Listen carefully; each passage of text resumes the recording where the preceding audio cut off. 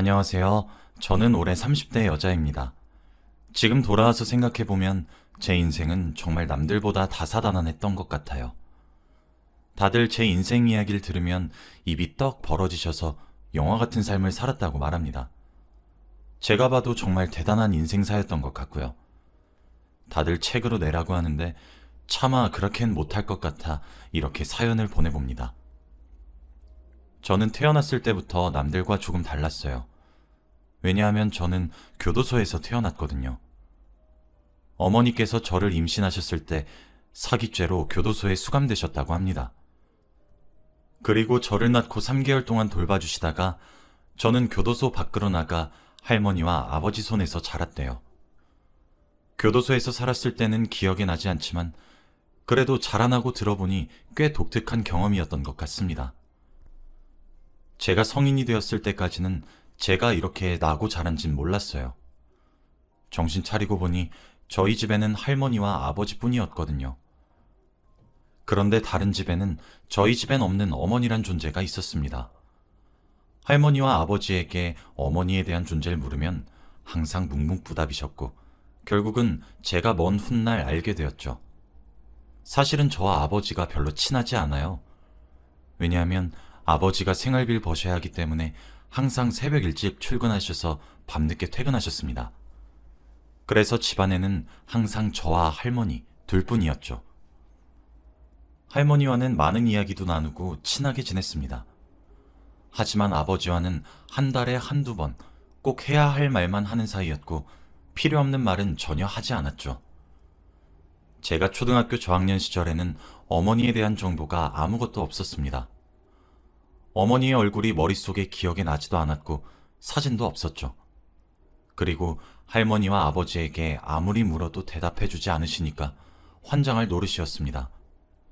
친구들도 저에게 어머니가 없다고 손가락질을 하는데 너무 답답했죠. 저희 동네가 워낙 좁고 작아요. 그래서 누가 어디서 살고 부모님이 누군지 다 알죠. 그렇다 보니까 제가 누구의 자식인지 친구들의 부모님은 다 알고 계십니다. 들어보니 어머니가 체포될 당시에 동네가 아주 난리였다고 하더라고요. 경찰차가 수십 대 와서 동네가 떠들썩했고 되게 큰 규모의 사건이었다고 합니다. 그렇다 보니 어머니의 자식인 저와 친하게 지내지 말라고 교육을 시켰고 저는 자연스레 친구가 없었죠. 학창시절 내내 범죄자의 딸이라는 이미지로 살았습니다. 저희 동네가 작아서 초등학교 친구들이 고등학교까지 다 만나요. 그래서 한 번 생긴 제 이미지를 바꿀 수는 없었죠. 학부모님들은 저와 자신의 자식들이 같이 한 공간에 있는 것도 싫어하셨고 담임 선생님도 저를 보듬어주지 않으셨죠. 고등학생 때 아무도 저에게 손을 내민 사람이 없었습니다. 늘 혼자 다녔고 모든 것을 혼자 해야 했죠. 가족들에게 어머니에 대한 정보를 물어도 대답해주지 않아서 답답했는데 사람들이 이렇게까지 저를 피하는 걸 보고 어머니가 대단한 범죄를 지었구나 싶었습니다. 그렇게 저는 고등학교 졸업만을 기다리고 있었어요. 고등학교 졸업이 얼마 남지 않았을 때 한겨울이었습니다. 저는 늘 똑같이 학교를 마치고 바로 집으로 돌아갔죠. 집으로 돌아가면 할머니께서 아이고 우리 강아지 왔니? 라고 하시며 제 가방도 들어주시고 간식도 차려주시는데 그날 집으로 들어갔는데 모르는 여자와 대화를 하고 있더라고요. 그런데 대화라고 하기에는 할머니의 언성이 너무 높았습니다. 그 여자에게 화를 내며 당장 집에서 나가라고 했거든요. 생애 처음 보는 여자라서 당황스러워 아무 말도 못하고 있었는데 저는 그 여자와 눈이 마주친 순간 어머니라는 것을 알 수 있었습니다. 어머니는 빨간 립스틱을 짙게 바르시고 빨간 구두에 짧은 미니 원피스를 입고 계셨어요. 그리고 저를 보자마자 해맑게 웃으시며 달려오시더니 아이고 우리 딸 엄마 보고 싶었지? 우리 이제 같이 살자 라고 하더군요. 몇십 년 만에 찾아와서 대뜸 같이 살자고 하니까 너무 당황스러웠습니다. 저는 어머니 얼굴이 전혀 기억이 나지 않으니 거의 남과 다름없었거든요. 할머니는 어머니의 말을 듣고 극대노를 하시면서 어머니에게 소금을 잔뜩 뿌렸습니다. 어머니는 소리를 지르시며 내가 물러서나 봐라. 딸, 또 봐. 엄마가 곧 찾아갈게. 라고 했지요. 어머니는 집에서 쫓겨났고 집안에는 저와 할머니 둘뿐이었습니다. 할머니는 한숨을 푹 쉬시면서 저의 눈치를 살피셨고 이제 드디어 어머니에 대한 자세한 이야기를 들을 차례가 되었어요.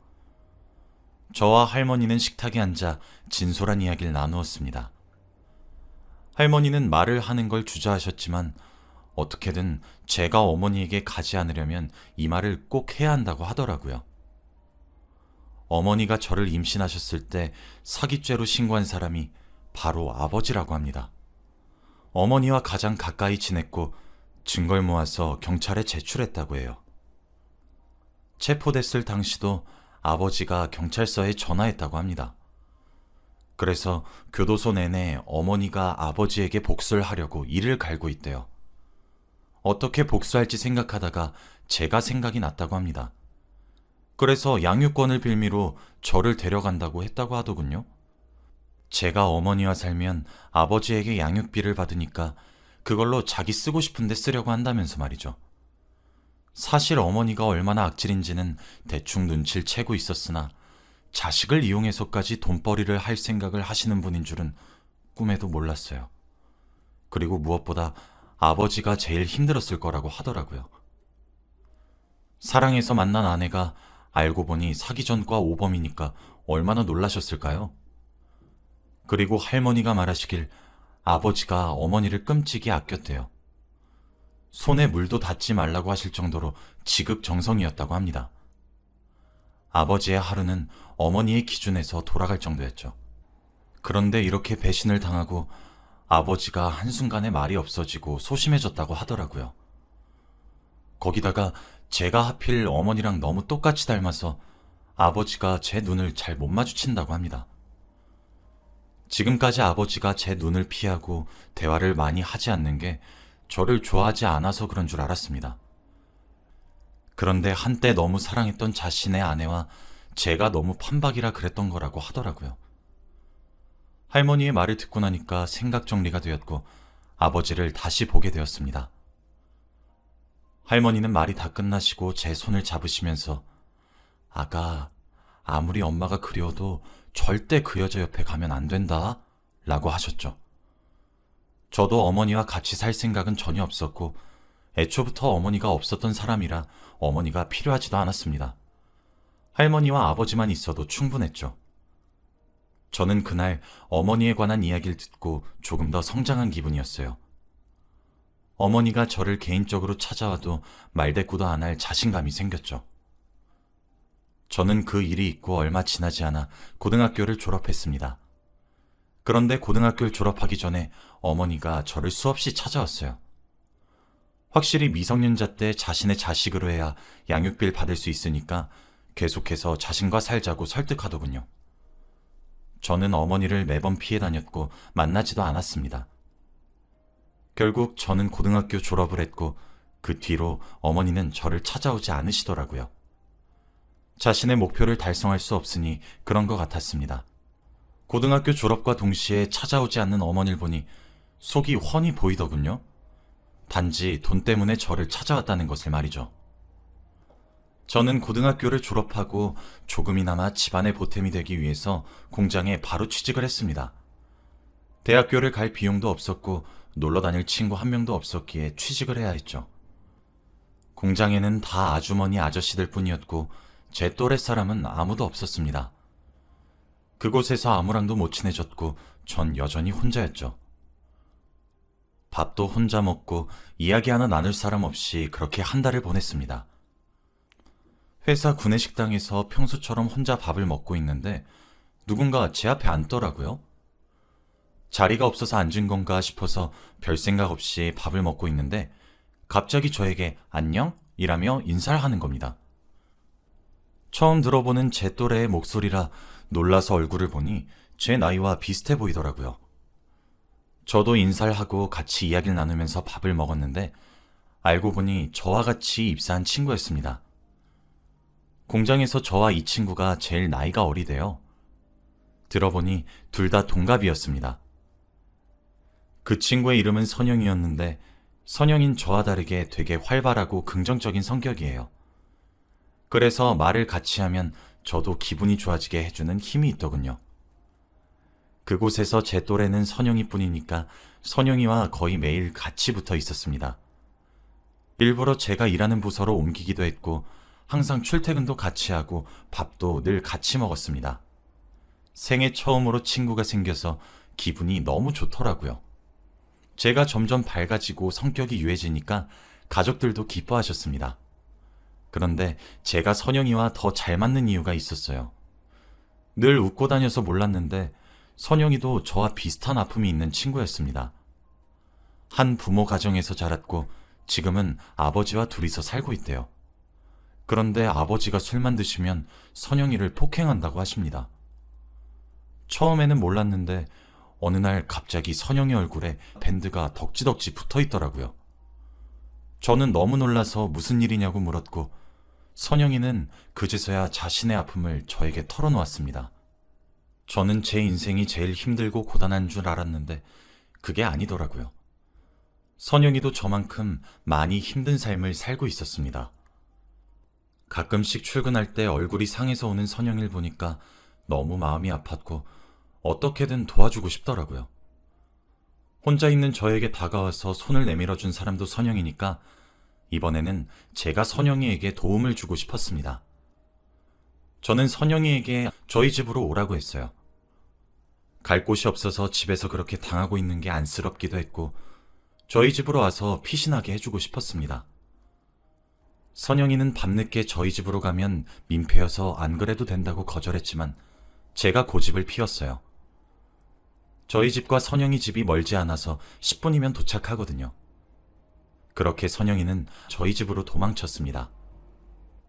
아버지와 할머니는 도망온 선영이를 맞이해주면서 따뜻한 밥도 지어주시고 도란도란 이야기도 나누었어요. 선영이는 처음 저희 집에 와서 밥을 먹었을 때 울었습니다. 자기는 태어나서 이렇게 따뜻한 밥을 먹어본 적이 없다고 하면서 말이죠. 그 말에 저희 가족은 다 같이 눈시울이 붉어졌고 아무 말도 나오지 않았습니다. 그 뒤로 선영이는 저희 집으로 자주 놀러왔고 거의 살다시피 했어요. 저희 집에 와서 자주 밥도 먹고 놀다 가고 출퇴근도 저희 집에서 자주 했죠. 선영이는 늘 저희 집 가정 환경을 부러워했습니다. 저는 한 번도 누군가가 저희 집을 부러워한 적이 없어요. 어머니는 범죄자에다 아버지와 할머니 밑에서 자랐는데 말이죠. 거기다가 아버지와는 친하지도 않잖아요.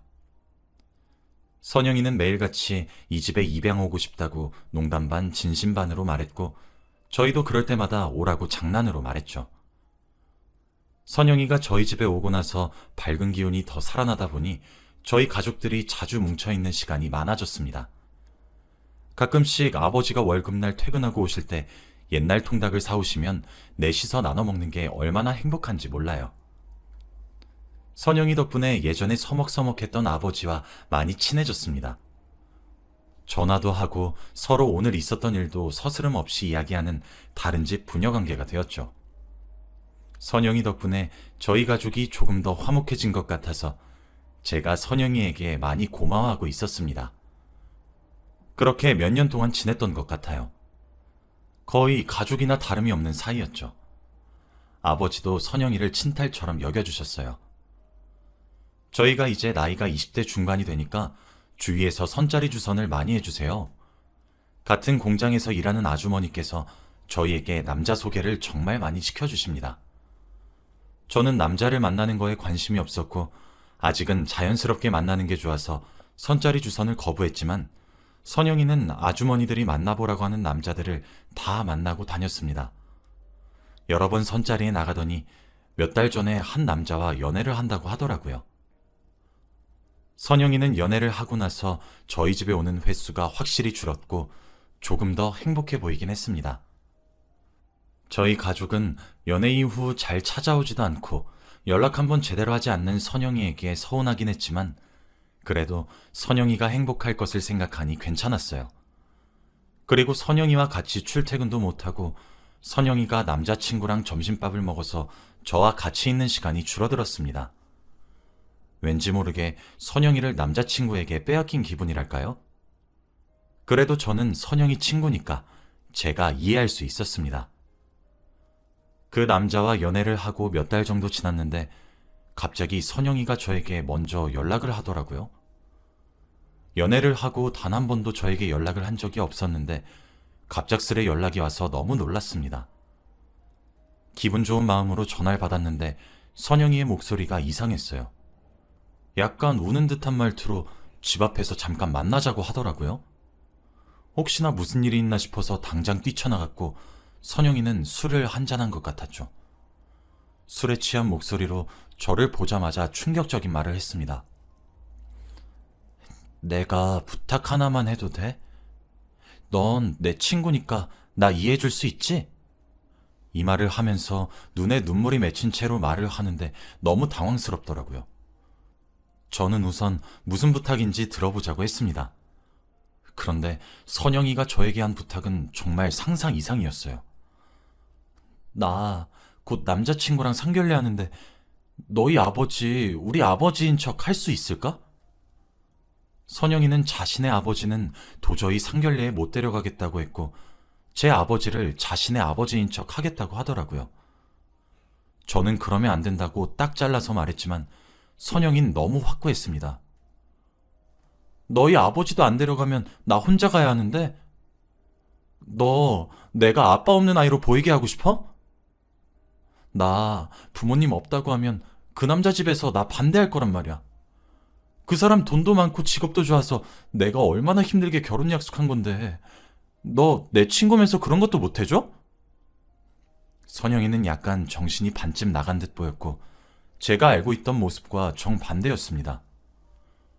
연애하는 동안 대체 무슨 일이 있었던 건지 오랜만에 본 선영이는 사람이 달라져 있더라고요. 아무리 친딸처럼 지냈다곤 하지만 그래도 제 아빠잖아요. 아직 제 상견례도 가보신 적이 없는데 어떻게 친구 아버지 코스프레를 합니까? 솔직히 저도 해주기 싫었고 선영이가 부탁하는 태도도 영 맘에 안 들어서 거절했죠. 선영인 저에게 실망했다며 화를 불같이 냈지만 저도 선영이에게 너무 실망했습니다. 제가 거부하고 뒤돌아서 집으로 돌아가려 하니까 선영이가 저에게 뜬금없는 말을 했습니다. 네가 딸이 맞긴 해? 지금 네 아빠 어떤 상태인지도 모르잖아. 너처럼 아빠한테 관심 없는 딸보단 내가 낫지. 내가 아저씨 걱정 얼마나 했는지 알아? 넌 딸이라고 할 수도 없어. 저는 갑자기 그게 무슨 소리냐며 선영이의 어깨를 흔들며 대답을 보챘지만 선영이는 그 말을 내뱉은 뒤 눈을 감고 잠들었습니다. 저는 선영이를 업고 집으로 돌아와서 재웠죠.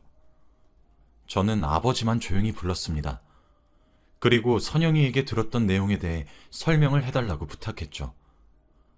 아버지는 들켰던 표정과 함께 저에게 말을 해주기 시작했습니다. 그런데 아버지가 말씀하신 내용은 정말 충격적이었어요. 요즘 한동안 너무 행복해서 어머니를 잊고 지냈습니다. 어머니가 아버지에게 복수를 할 사람이라는 것을 왜 몰랐을까요? 어머니는 이를 갈고 아버지를 복수하겠다고 덤비셨다고 하더라고요. 어머니가 아버지에게 계속 할 말이 있다고 만나자고 했고 아버지는 계속 피하시다가 한번 만났다고 합니다. 그런데 거기서 어머니가 되게 옛날과 태도가 달랐대요. 사람이 정말 바뀐 것처럼 너무 착하고 순해졌고 사과도 했다고 합니다. 그러면서 점점 자주 만나게 되었다고 하더라고요. 그저 옛 정으로 말입니다. 아버지는 호감 같은 건 전혀 없었고 힘들게 살고 있다고 하길래 한 달에 한두 번씩 밥 한 번 사주는 정도로 말이죠. 그런데 알고 보니 어머니는 이미 결혼을 하시고 남편이 있는 상태였고 아버지를 자주 만나고 가끔씩 연락을 했다는 것을 빌미로 상간남 소송을 걸려고 준비 중이었다고 합니다. 아직 확실한 증거가 없어서 제대로 소송을 못하고 있었는데 소송 준비 중이라는 것을 우연히 알게 되었다고 해요. 아버지는 이제서야 정신을 차리시고 어머니의 굴레에서 빠져나왔다고 합니다. 아버지는 우연히 어머니 휴대폰에 온 문자 내용을 보고 알게 되었다고 하더라고요. 돈을 뜯어내기 위해 아버지를 이용했던 거였죠. 아버지는 10년 감수하셨고 그 뒤로 어머니를 한 번도 보고 있지 않다고 합니다. 그 사실을 할머니에게 말하다가 선영이가 우연히 듣게 된 것이고요. 저는 그래도 큰일이 일어나지 않아서 다행이라고 생각합니다. 선영이는 그 말만 듣고 이미 아버지가 상간남 소송을 당했다고 생각하더라고요. 저희 집은 잘못하다가 어머니에게 거액을 뜯길 뻔했습니다.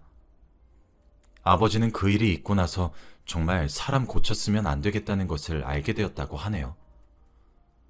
지금은 선영이와 예전만큼은 친하게 안 지내고 있어요. 거의 매일 같이 붙어 있다 보니 서로에게 바라는 것도 점점 많아지고 실망도 많이 하게 되더라고요. 그리고 상견례 자리에서 저희 아버지를 데려간다는 것을 제가 반대를 하니 선영이도 많이 기분이 상한 것 같습니다. 하지만 저는 절대 저희 아버지를 선영이 아버지 행세하게 둘 수 없어요. 혹시 제가 너무 매몰차다고 생각하시나요? 아무튼 제 이야기는 여기까지입니다. 교도소에서 태어난 것으로도 모자라 저에게 이런 인생사가 있다는 게 아직도 놀라워요. 다들 저처럼 다사다난하게 살지 마시고 평탄하게 사시길 바랍니다. 제 이야기는 여기까지예요. 들어주셔서 감사합니다.